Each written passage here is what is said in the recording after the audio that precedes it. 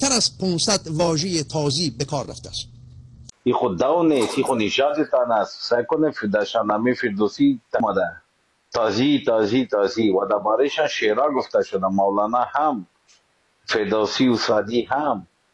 به یاد داشته باشید که در این کلان نامه، در این نامه بسیار کلان، کمتر از 500 واژه تازی به کار رفته است و من به زودی در نشست‌های آینده به شما نشان خواهم داد، بنچاک و بنمایه ها را به شما نشان خواهم داد که از این شماره کمتر از 500 بیش از 400 تای آنان در درازای زمان به دستیاری نسخه برداران و نسخه نویسان گوناگون در زمانهای گوناگون بر شاهنامه افزوده شده است، نه به دستیاری خود فردوسی.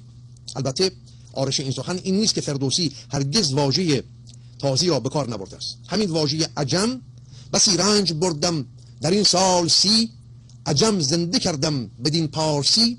عجم واژه‌ای است که تازیان برای خارشماری ایرانیان به کار می‌بردند.